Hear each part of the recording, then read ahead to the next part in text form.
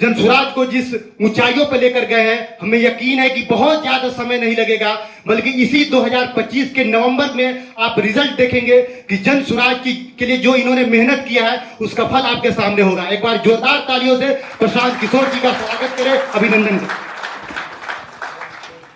बहुत बहुत धन्यवाद। आप लोग, आधा लोग तो इसमें जनसुराज का ही है। हम उधर से आते हुए देखे कि तो ज्यादातर लोग इसमें हमको जनसुराज के ही साथी दिख रहे हैं, तो ये लोग फिर हमसे क्या सवाल करेगा। तो मैंने आफाक साहब से पूछा कि भाई इसमें कितने लोग जनसुराज वाले हैं और कितने बाहर वाले थे। कि नहीं, बहुत लोग बाहर वाला भी है। हम 26 महीना के बाद आपके शहर, आपके जिले में लौटे हैं, लेकिन जो लोग बाहर वाले हैं जिन्होंने सवाल पूछा, उन्होंने भी वही सवाल पूछा जो 26 महीने से जिसका जवाब हम गांव गांव में दे रहे हैं। कोई ऐसा सवाल, 3 लोगों ने अलग सवाल पूछा है, बाकी कोई ऐसा सवाल नहीं है जिस पर कि पहले दिन भी लोगों ने पूछा, आज भी वही पूछ रहे हैं। तो जो 2 नए सवाल पूछे गए उसका जवाब भी आपको इसी में मिलेगा। किसी ने पूछा दोषी कौन है, और पीछे से किसी साथी ने बताया कि सरकार तानाशाह क्यों है। सरकार तानाशाह इसलिए, दोषी हम और आप हैं, और चंपारण से बढ़िया कौन जानता है कितना कष्ट में आप लोग जी रहे हैं। आप लोग खुदे गा रहे थे अभी, लेकिन आपके विधायक और सांसद पिछला 30 वर्ष से बदलते नहीं हैं, अब फिर भी आप रोज परेशान भी हैं। इतना बड़ा बड़ा ज्ञान दे रहे हैं, कैसे चुनाव होना चाहिए। हम जब चलना शुरू किए तो सबसे पहले रामनगर के एरिया में जब भितिहरवा से हम लोग पहुंचे तो जिससे पूछिए वो यही कह रहा है कि भैया इतना कष्ट है।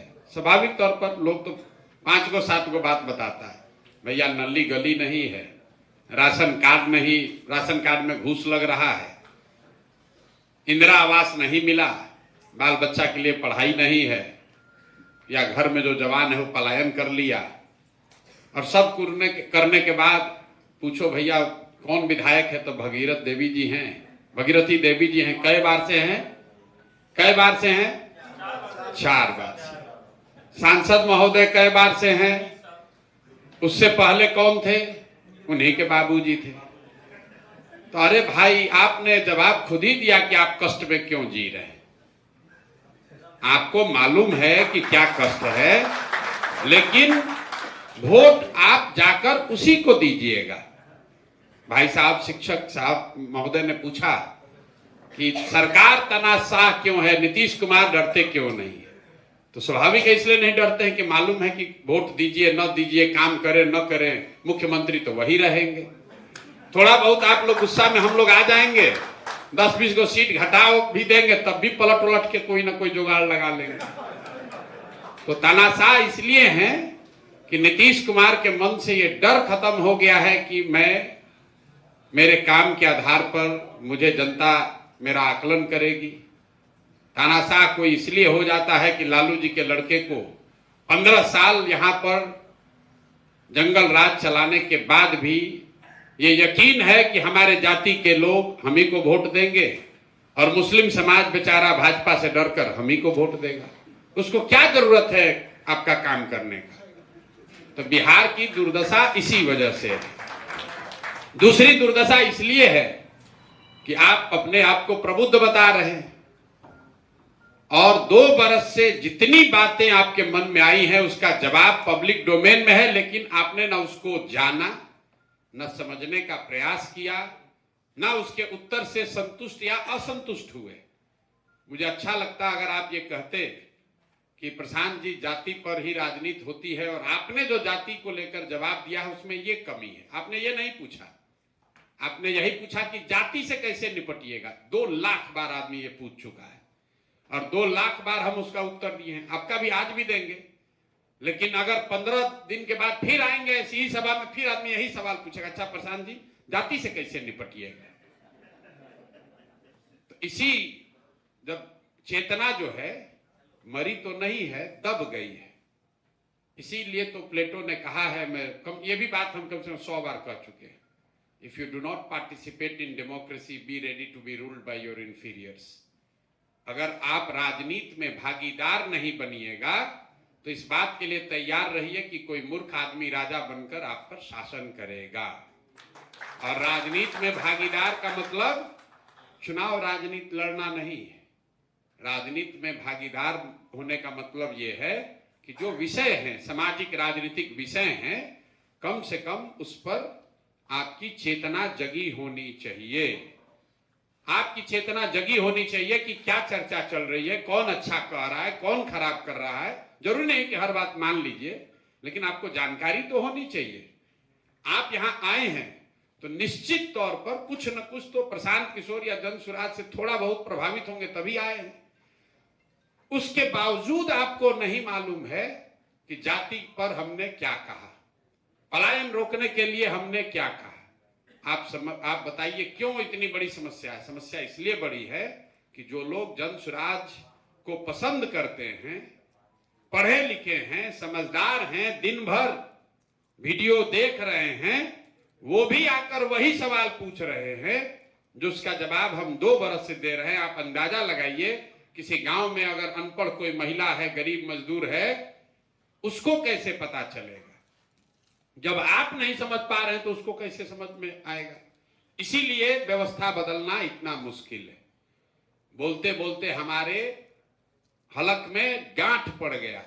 2 बरस 2.5 बरस में हमारी उम्र 10 बरस बढ़ गई, लेकिन बिहार के आदमी को समझना नहीं है, समझना ही नहीं है।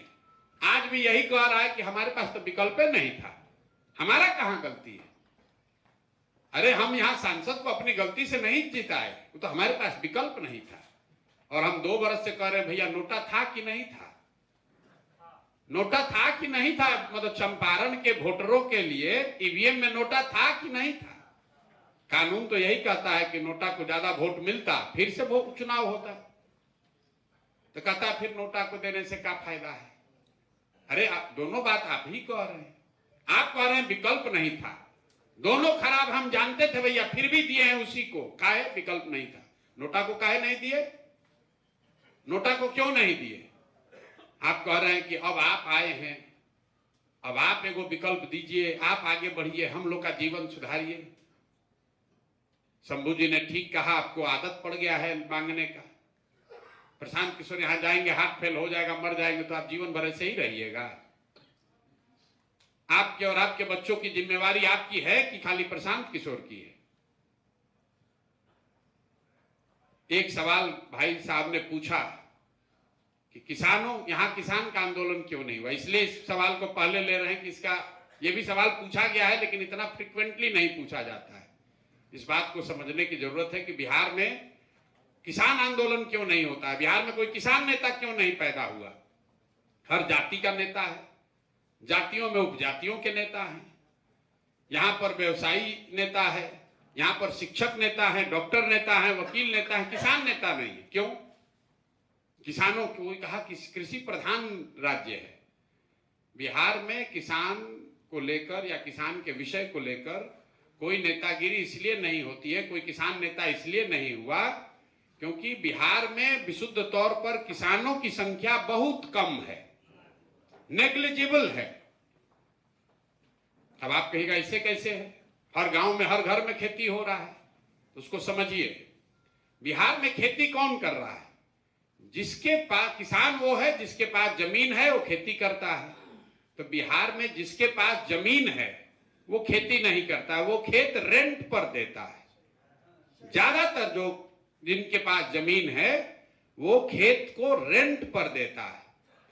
तो उसको इससे मतलब नहीं है कि धान का दाम इस बार 1600 हुआ कि 1900 हुआ। उसको मतलब है कि बटाई का हमको आधा रुपया मिलना चाहिए।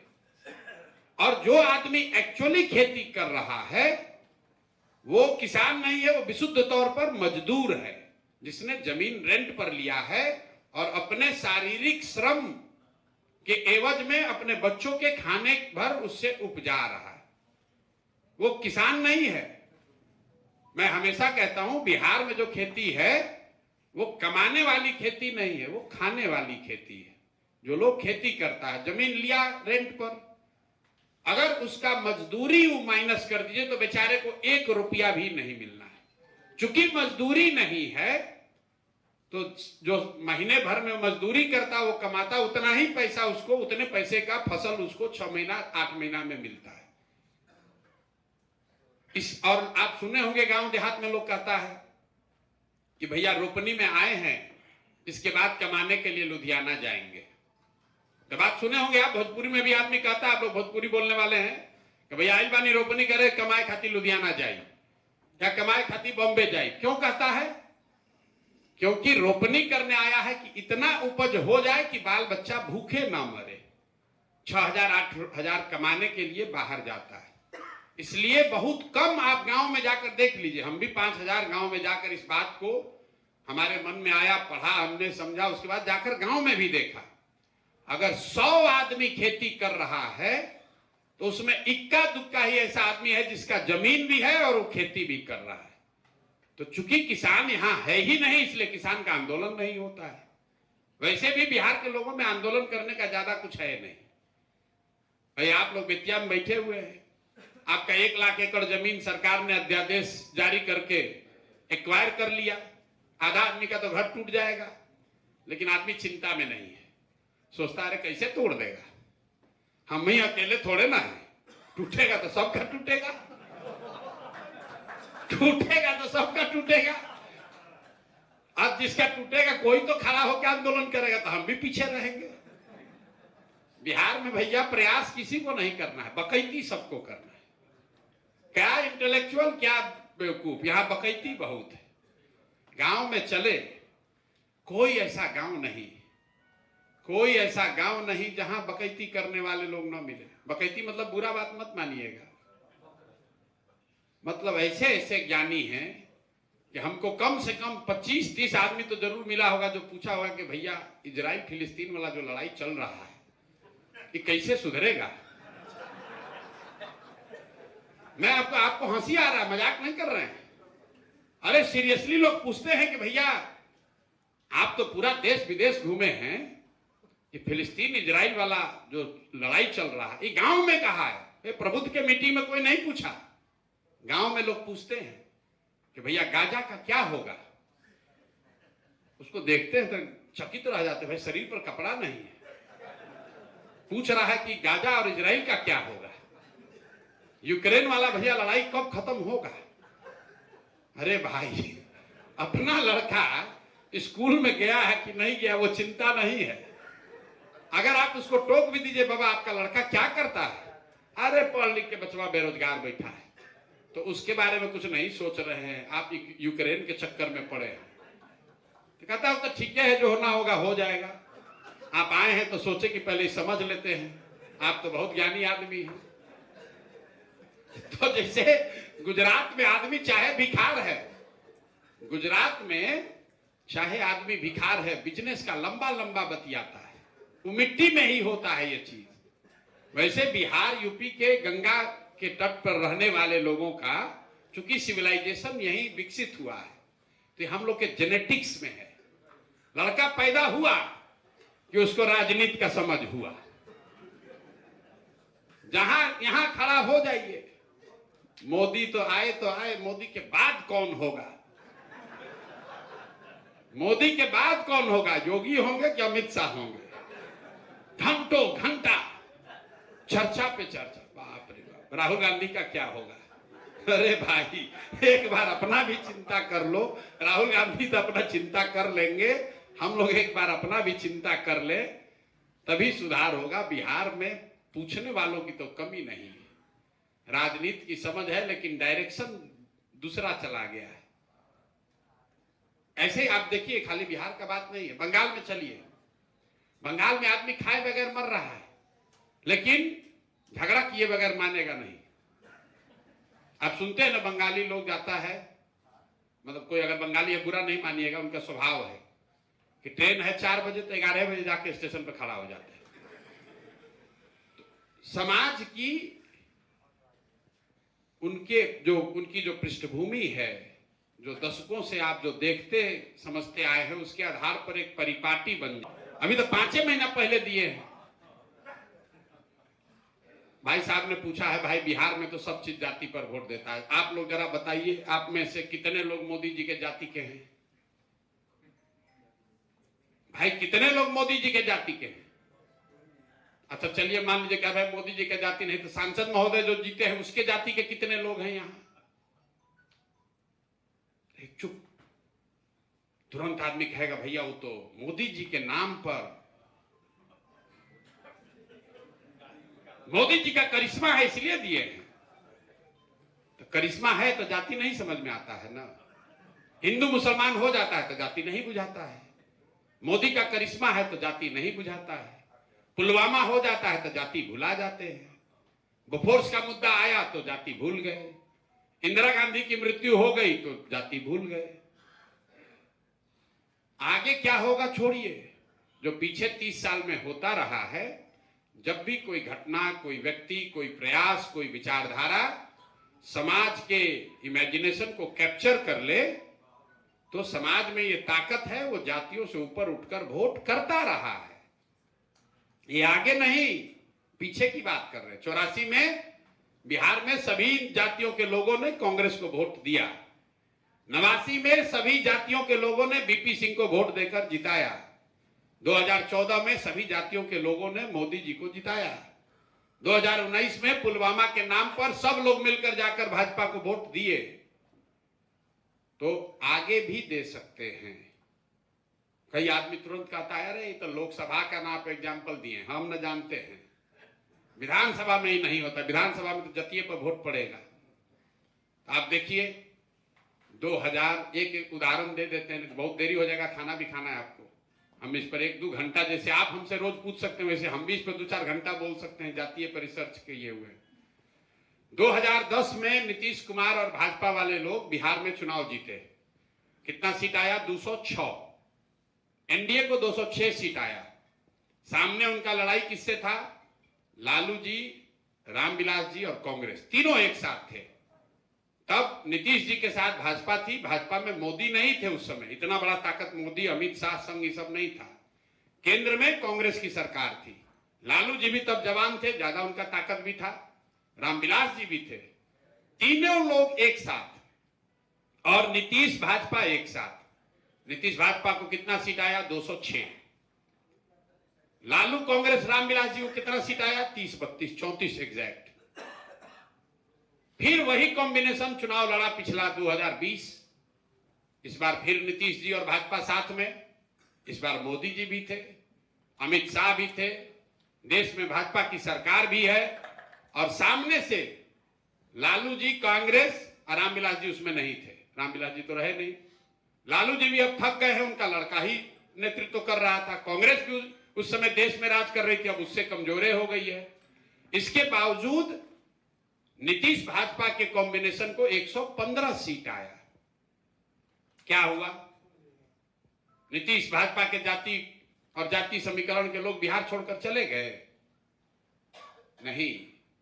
2010 में 206 सीट इसलिए आया था कि जाति का समीकरण भी था और बिहार का करीब करीब हर व्यक्ति ये मानता था कि नीतीश ने पहले टर्म में अच्छा काम किया है, तो उसने जाति का समीकरण भी है और काम भी है, तो 206 सीट आया है। और 2020 में खाली जाति के समीकरण पर लड़ने गए तो 115 आने में दम निकल गया। तो जाति समाज की सच्चाई है। हम ये नहीं कह रहे हैं कि जाति पर वोट नहीं है, लेकिन जाति एकमात्र सच्चाई नहीं है।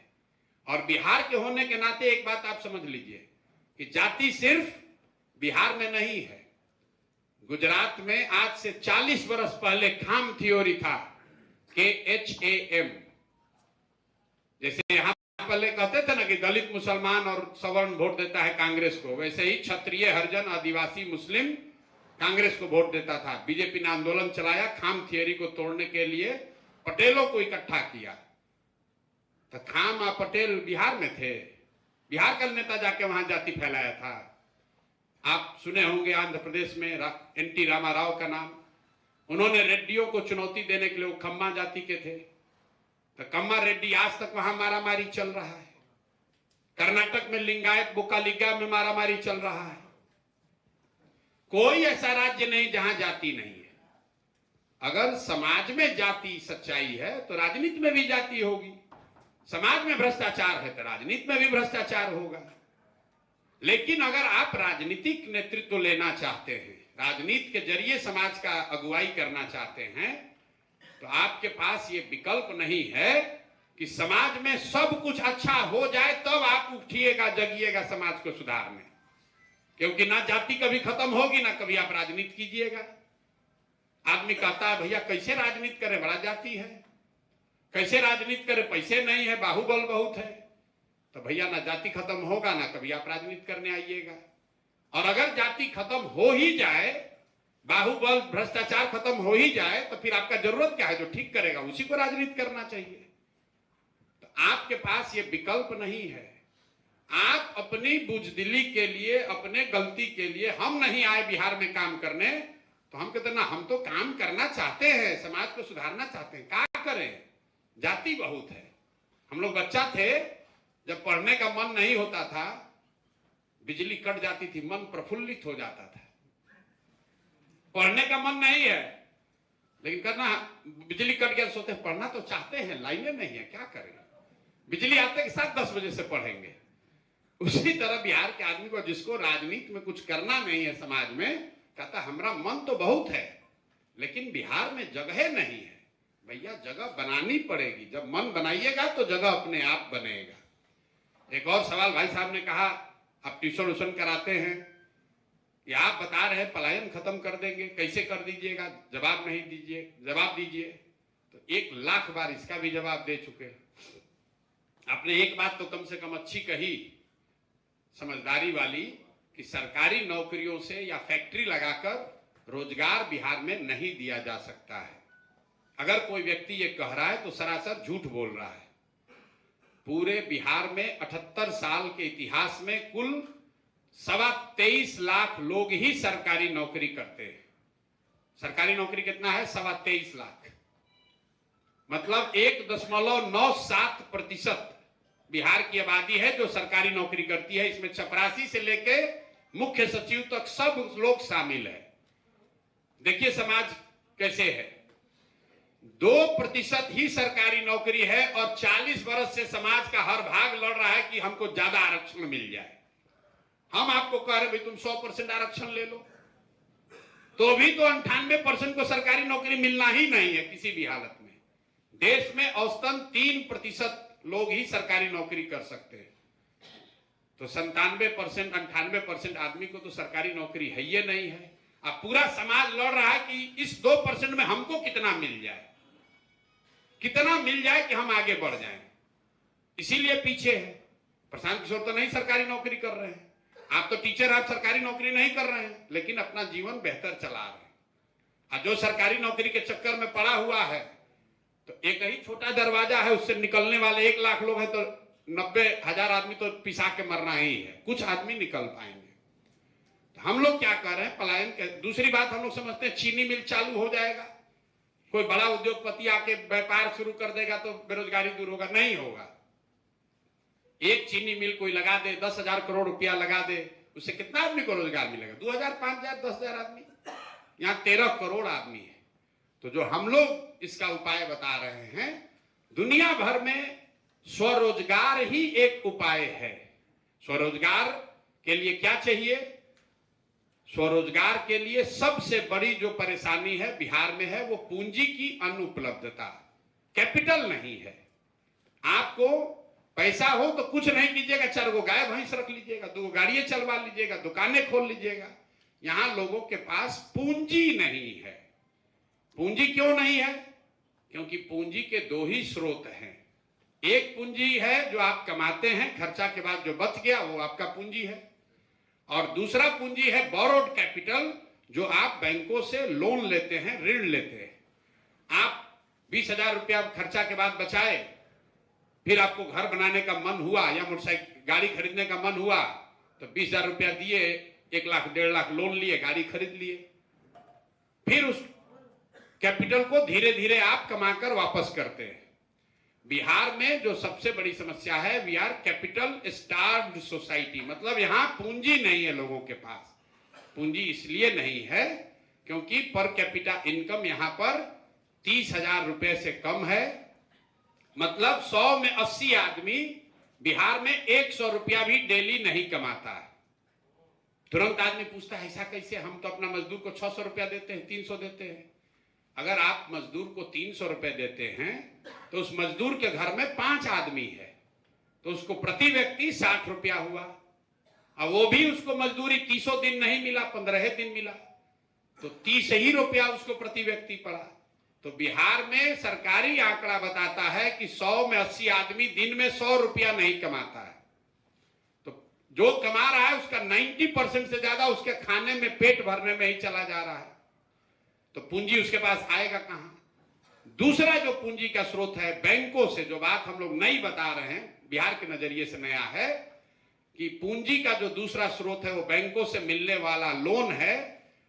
वहां पर उसका मेजरमेंट होता है, एक आंकड़ा है जिसको कहते हैं CD ratio, credit deposit ratio. मतलब समाज के तौर पर सब लोग मिलकर कितना रुपया हम लोग बैंक में डाले और बैंकों ने कितना पैसा लोन के तौर पर आपको वापस किया। आपको मतलब व्यक्ति को नहीं, समाज के स्तर पर। देश में यह कानून है कि मोटे तौर पर बैंकों को 70 से 75% पैसा वापस करना है। घर बनाने के लिए, गाड़ी खरीदने के लिए, बिजनेस व्यापार करने के लिए, खेती करने के लिए। तो देश में आरबीआई इसको फॉलो करता है और आपने वेबसाइट पर जाइएगा आरबीआई के तो आपको दिखेगा कि पिछले 15 दिन में देश का सीडी रेशियो क्या था। अभी 74 है। मतलब पूरे देश में जितने बैंक है उसमें जितना रुपया जमा किया गया, अगर 100 रुपया जमा किया तो बैंकों ने 74 रुपया ऋण के तौर पर समाज को वापस किया। बिहार में सीडी रेशियो कितना है? 40%। इसका नतीजा क्या है? पिछले वित्तीय वर्ष में बिहार की गरीब जनता ने, सब लोग, आपने हमने मिलकर बिहार के बैंकों में जमा किया 4,21,000 करोड़ रुपया। जितना बैंक आप देख रहे हैं बिहार में, इसमें टोटल पैसा जमा हुआ 4,21,000 करोड़ रुपया। ये टाटा बिरला का रुपया नहीं है, ये बिहार के गरीब जनता का पैसा है। और ऋण के तौर पर पैसा कितना मिलना चाहिए था बिहार को? 2,80,000 करोड़ रुपया। मिला कितना? 1,61,000 करोड़ रुपया। बाकी पैसा कहां गया? बाकी पैसा बैंकों ने बिहार से ट्रांसफर कर दिया गुजरात में, कर्नाटक में, आंध्र प्रदेश में, केरल में, तमिलनाडु में। वहां पर सीडी रेशियो कितना है? 90, 95, 105, 110। तो यहां का पैसा 1990 से लेकर पिछले बरस तक जाकर जोड़िएगा आरबीआई के वेबसाइट पर, तो करीब करीब 26 लाख करोड़ रुपया, 26 लाख करोड़ रुपया बिहार से आपके हमारे पैसे को बैंकों ने ट्रांसफर कर दिया दूसरे राज्यों में। यही वजह है कि अगर आप पैसे वाले भी हैं, बेतिया में रहते हैं, अगर आपको दिल्ली में घर खरीदना है, नोएडा में, आपको नोएडा में लोन मिल जाएगा। लेकिन अगर आपको बैरिया के अपने गांव में घर बनाना है तो लोन मिलने में तकलीफ आएगी, क्योंकि बैंक यहां क्रेडिट नहीं एक्सटेंड कर रहे हैं। अगर ये 26 लाख करोड़ रुपया बिहार में रहता तो आप अंदाजा, किसी भी जाति के पास रहता, तो जादव जी के पास रहता कि अति पिछड़ा के पास रहता कि दलित के पास रहता, किसी के पास रहता, तो आप अंदाजा लगाइए कि कितने ज्यादा लोग गाड़ी खरीदते, कितने ज्यादा लोग घर अपना बड़ा बनाते, कितने लोग अपना खेती में नया व्यापार, नया चीज शुरू कर लेते। आप लोग यहां आए हैं, ज्यादातर लोग गाड़ी से आए हैं, इसका असर समझिए। अगर आपको गाड़ी का लोन न मिले तो कितने लोग हैं जो गाड़ी से आए हो, गाड़ी खरीद कर आए होते। कोई ऐसा आदमी यहां नहीं बैठा होगा जो गाड़ी बिना लोन के खरीदा है, मोटरसाइकिल बिना लोन के खरीदे। लोन की ये कैपिटलिस्ट सिस्टम का तरीका है। लोन अगर आपको न मिले तो जो गाड़ी आप बढ़ी हुई देख रहे हैं, क्यों गाड़ी बढ़ गया है बिहार में? इसलिए बढ़ा है क्योंकि लोन मिल रहा है। पहले लोन नहीं मिलता था तो पूरा पूरा शहर में 4-5 गो गाड़ी था। अब 20-50 हजार रुपया देते हैं, गाड़ी आप फाइनेंस करा के ले आते हैं। तो हम लोग जो कह रहे हैं कि बिहार में पलायन रोकना है तो सबसे पहले पूंजी का पलायन रोकना है। जब पूंजी का पलायन रुकेगा तो जो समझदार बुद्धिमान लोग हैं उस पूंजी का इस्तेमाल करके कोई ना कोई रोजी रोजगार शुरू करेंगे। तो जब पूंजी का पलायन रुकेगा तो बुद्धि का पलायन रुकेगा, बुद्धि का पलायन रुकेगा तो श्रम का पलायन अपने आप रुक जाएगा। अगर आप घर बना रहे हैं 4 कमरे का, कल अगर 10 कमरे का बनाएंगे तो उसमें ज्यादा प्लम्बर लगेगा, उसमें कोई फॉल सीलिंग बनाने वाला लगेगा, उसमें कारपेंटर को जॉब मिलेगा, उसमें इलेक्ट्रीशियन को जॉब मिलेगा। तो जो लड़का इलेक्ट्रीशियन के तौर पर नोएडा में काम कर रहा है वो बेतिया में काम करने लगेगा। अब आप कहेंगे कैसे सुधरेगा? तो बैंकों के पास ये फ्रीडम नहीं है कि मन होगा तो पैसा दिए, मन हुआ तो नहीं दिए। देश के स्तर पर प्रधानमंत्री के चेयरमैनशिप में कमेटी है जो हर 15 दिन पर इसका रिव्यू करती है कि सीडी रेशियो मेंटेन है कि नहीं। और राज्य के स्तर पर मुख्यमंत्री के नेतृत्व में कमेटी होती है जो इसको देखती है। लेकिन जैसे बिहार में सीओ, बीडीओ, डॉक्टर, इंजीनियर, दरोगा नहीं सुन रहा है नीतीश कुमार का बात, वैसे बिहार में बैंकर भी उनकी बात नहीं सुन रहे हैं।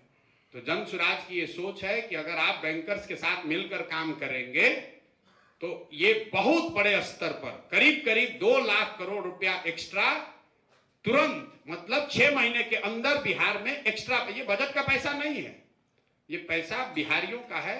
और ये पैसा जब लोगों के पास चैनलाइज होगा उससे कंजम्पशन बढ़ेगा, उससे लोगों का इन्वेस्टमेंट बढ़ेगा, छोटे मोटे रोजी रोजगार बढ़ेंगे। वो जब होगा तो अपने आप पलायन को रोका जा सकता है। दूसरी बात जो कही जा रही है, पलायन रोकने का दूसरा जो लीवर है वो है मनरेगा से कृषि को जोड़ने के लिए। यहां इतनी गरीबी है लेकिन खेती में काम करने के लिए मजदूर नहीं मिल रहा है। तो हम लोग ये कह रहे हैं कि जो मनरेगा का पैसा आ रहा है वो पैसा कंप्लीट चोरी हो रहा है, कोई काम हो नहीं रहा है। हम लोग कह रहे हैं कि जो आदमी भी कृषक है, खेती करता है, अगर वो नगदी की खेती करने लगे, कंडीशन लगा दिया जाए कि तुम धान गेहूं नहीं, मसाला उगाओ, लहसुन उगाओ, प्याज लगाओ, सब्जी लगाओ, तो तुमको मजदूर मुफ्त में दिया जाएगा। और जो मनरेगा से 10,000 8,000 करोड़ रुपया केंद्र सरकार से आ रहा है उसी मजदूर को किसानों को अलॉट कर दिया जाए तो मनरेगा का चोरी भी बंद हो जाएगा। अगर आप किसान हैं तो आप उस मजदूर से काम भी कराइएगा और उस मजदूर को डायरेक्ट पेमेंट भी सरकार करेगी। तो इससे भी कृषि के क्षेत्र में 10 लाख से ज्यादा लोगों को यहीं पर मजदूरी करने के लिए रोका जा सकता है। तो अगर ये 2 काम किया जाए कि लोगों को पूंजी उपलब्ध करा दिया जाए सरकारी गारंटी पर और मनरेगा को कृषि से जोड़ दिया जाए, तो जो मॉडलिंग है यहाँ की, बड़े बड़े दुनिया के जो विशेषज्ञ हैं, जो हम लोग के साथ कुछ लोग उसमें से काम कर रहे हैं, 1 साल के अंदर 50 लाख से ज्यादा लोगों को यहाँ 10, 12, 15 हजार की नौकरी रोजी रोजगार के लिए एब्जॉर्ब किया जा सकता है। एक अनुमान के मुताबिक करीब करीब 25 से 35 लाख लोग ऐसे हैं जो मजबूरी में यहां से मजदूरी करने बाहर गए हैं। स्वेच्छा से जाने के लिए कोई रोक नहीं है, लेकिन ऐसे लोग जो समझते हैं कि हम बाहर नहीं जाएंगे तो हमारा बाल बच्चा खाए बगैर मर जाएगा, उसकी संख्या 25 से 35 लाख है। तो इन 2 प्रयास से बिल्कुल साल भर में पलायन को रिवर्स किया जा सकता है, रोका जा सकता है। इसमें कोई इफ बट किंतु परंतु नहीं है, एकदम प्रूवन मॉडल है, इसको किया जा सकता है। अन्य राज्यों ने किया है, ऐसा थोड़ी है कि तमिलनाडु में गरीबी नहीं है, गुजरात में कोई मजदूर नहीं है, लेकिन गुजरात से कोई बॉम्बे मजदूरी करने नहीं जाता है।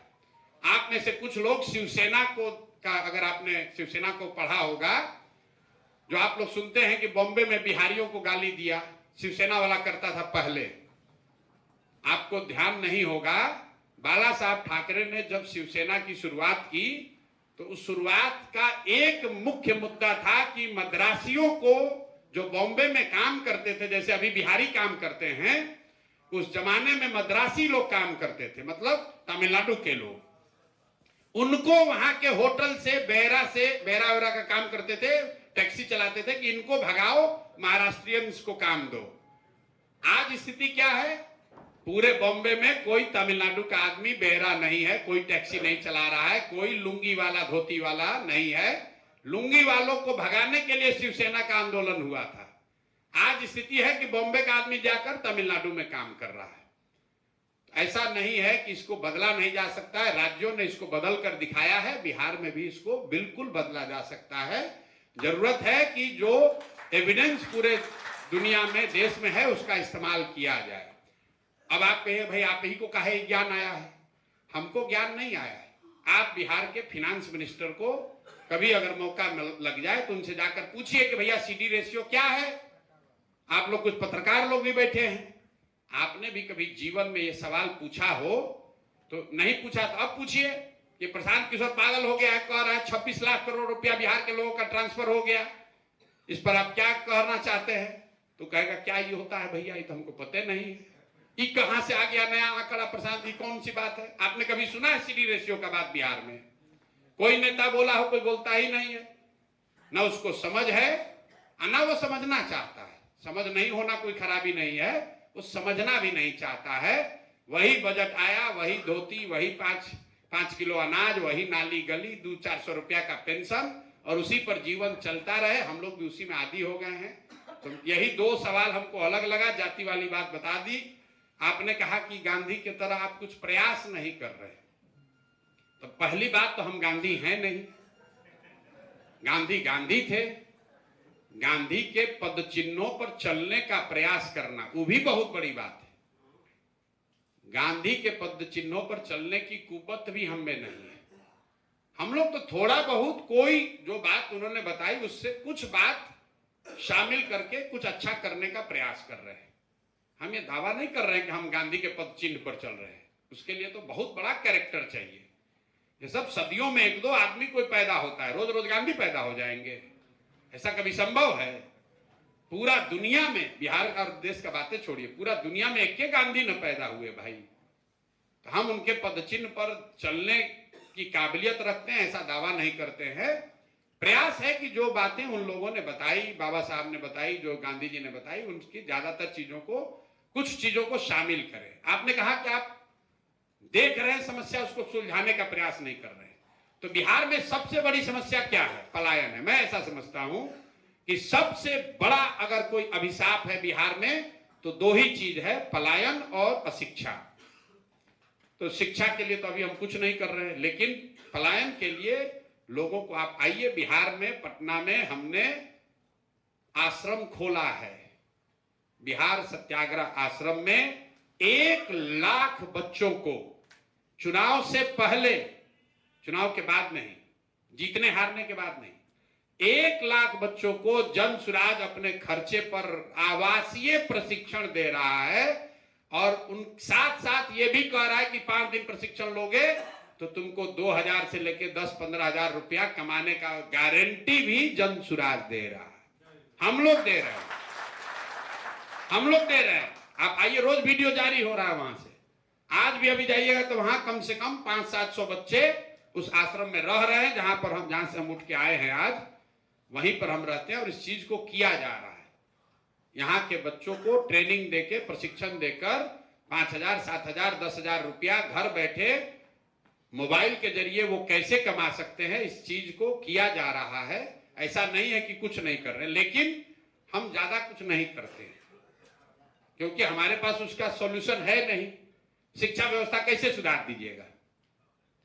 गांधी जी का अपना तरीका था और गांधी जी की परिस्थिति इसलिए थी कि उस समय उनके पास सरकार नहीं थी।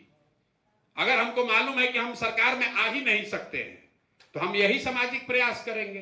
गांधी जी को मालूम था कि भाई अंग्रेजों की सरकार है, तो अगर हमको शिक्षा सुधारना है तो हम ही को स्कूल खुलवाना है। लेकिन हम जानते हैं कि अगर यहाँ पर इस साल सरकार बन जाए तो पूरी स्कूल व्यवस्था को, शिक्षा को सुधारा जा सकता है। तो हम पर है कि हम अपना 10 घंटा 4 को स्कूल चलाने में लगाएं, कि उस व्यवस्था को बनाने में लगाएं जिसमें 4 लाख स्कूल को एक साथ बदला जा सकता है। तो इसीलिए छोटी मोटी चीजों में बहुत ज्यादा नहीं पड़ते हैं कि गांव में नाली बनवा दीजिए, इनको हॉस्पिटल में एडमिशन करा दीजिए, ये सब काम नहीं करते हैं। अगर आपको अच्छा नहीं लगता है तो न लगे, क्योंकि काम करने की सीमा है, सबके पास 12 घंटा ही है, उसमें आप क्या कर सकते हैं। लेकिन पलायन पर पुख्ता वो मॉडल निकाले हैं, उसको टेस्ट कर रहे हैं कि बिहार के किसी बच्चे को 5, 6, 7, 8 हजार रुपया के लिए न किसी डिग्री की जरूरत है, न कहीं परीक्षा देने की जरूरत है, न बाहर जाने की जरूरत है। आपको भी लगता है कि हम ऐसे हवा में बोल रहे हैं तो आइए 5 दिन का प्रशिक्षण लीजिए, 6वें दिन से आपके भी अकाउंट में पैसा आने लगेगा। बस बात खत्म, इसके अलावा और कुछ तो है नहीं। आप भी गांव में किसी को जानते होंगे, किसी गरीब आदमी को, 12वीं पास लड़का है, उसके पास स्मार्टफोन है, तो उसको भेज दीजिए, आने जाने का भाड़ा भी देंगे। बेतिया से पटना आने जाने का उसको ट्रेन का बस का भाड़ा भी देंगे, 5 दिन रहना खाना का व्यवस्था भी करेंगे। मच्छर काटेगा क्योंकि नीतीश कुमार के पटना में मच्छर बहुत है, उसका कोई उपाय नहीं है, लेकिन उसको आने जाने का भाड़ा भी देंगे। 5 दिन उसका मुफ्त आवासीय प्रशिक्षण भी कराएंगे और 6वें 11 दिन बाद, मतलब 5 दिन का प्रशिक्षण और उसके 11 दिन और जोड़ लीजिए, 16वें दिन उसके अकाउंट में पैसा भी पहुंच जाएगा चुनाव से पहले। और इसको टेस्ट इसलिए कर रहे हैं कि अगर 1 लाख बच्चों को ट्रेन कर दिया तो इसी मॉडल को जब सरकार बनेगी तो हर गांव हर प्रखंड में कम से कम इसी तरह का सेंटर लगाकर लोगों को ट्रेनिंग दी जा सकती है, किया जा सकता है। मजदूरी करने की जरूरत नहीं है। YouTube के जरिए इतना पैसा आप कमा सकते हैं, टेक्नोलॉजी के जरिए इतना पैसा आप कमा सकते हैं। जो YouTube चलाता है वो क्या बेचता है? वो चीनी का फैक्ट्री चला रहा है। YouTube जो YouTube का मालिक है वो टाटा, बिरला, अंबानी सबको एक के बार खरीद सकता है। वो क्या बेच रहा है? वो क्या बेच रहा है? वो कपड़ा नहीं बेच रहा है, सीमेंट छड़ नहीं बेच रहा है, मिठाई नहीं बेच रहा है, समोसा का दुकान नहीं खोला है। टेक्नोलॉजी के माध्यम से इतना पैसा लोग कमा रहे हैं, तो टेक्नोलॉजी के माध्यम से ये काम किया जा सकता है। उसका टेस्ट हम लोग कर रहे हैं, पायलट कर रहे हैं, और 1 लाख बच्चों को नौकरी देकर, मतलब नौकरी तो नहीं लेकिन उनको अपने पैर पर 5, 7, 8, 10 हजार रुपए कमाने की व्यवस्था बनाकर आपको चुनाव से पहले दिखा देंगे। ठीक है भैया, अब सवाल वाल खत्म हो गया। भूख भी लग रहा होगा लोगों को, घर भी जाना है, आधा लोग अंगुआ भी रहे होंगे, तो आप लोग आए, बात सुने। ठीक है, बात तो सब हो गया। इसके बाद आदमी कहता अच्छा हम आपका, बहुत जो प्रभावित भी हो जाता कहता हम मदद कैसे करें? तो भैया मदद करने के लिए कुदाल नहीं चलाना है। हम यहाँ भौंक रहे हैं, बात कर रहे हैं, आपको समझाने का प्रयास कर रहे हैं। आपसे भी आग्रह यही है कि अगर आपको लगता है कि ये प्रयास ठीक है तो 10 आदमी को आप भी समझाइए, उसी से बात बढ़ेगी, वरना ऐसे ही चर्चा चलती रहेगी, कोई सुधार होगा नहीं। यहाँ बैठे हुए अगर 200 आदमी हैं, आप 10-10 आदमी का भी जिम्मा ले लीजिएगा तो 2000 आदमी जन सुराज से जुड़ जाएगा। कहना आसान है लेकिन करता कोई नहीं है। बात सुने, घरे गए, बात तो बढ़िया कह रहा है प्रशांत किशोर, लेकिन होगा तब ना, चलिए देखा जाएगा। 80% आदमी जाके यही कहने वाला है ना। बात पहले तुम कन्विंस नहीं थे, लेकिन बात तो सुने, तो बात तो बढ़िया कह रहा है आदमी, लेकिन बिहार में होगा थोड़े। अच्छा चलिए देखते हैं क्या होगा। फिर चदर तान के दाल भात चोखा खा के सो गए। तो भैया इतने कीजिए कि 10 आदमी को जोड़िए। ये आप खाली प्रशांत किशोर की लड़ाई नहीं है, आपकी भी लड़ाई है। अगर आपको व्यवस्था सुधारना है तो आपको भी कंधा लगाना पड़ेगा। खाली हमको सलाह देने से, हमको सवाल पूछने से बात नहीं बनेगी। सवाल पूछना आपका अधिकार है, लेकिन अगर सवाल के आंसर से आप संतुष्ट हैं तो संतुष्ट होने के बाद खाली मत बैठिए, कुछ न कुछ इस यज्ञ में अपना योगदान कीजिए। आप सब आए, अपना समय निकाले, इसके लिए बहुत बहुत धन्यवाद।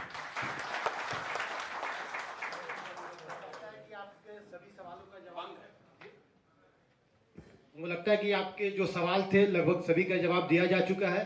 अब सभा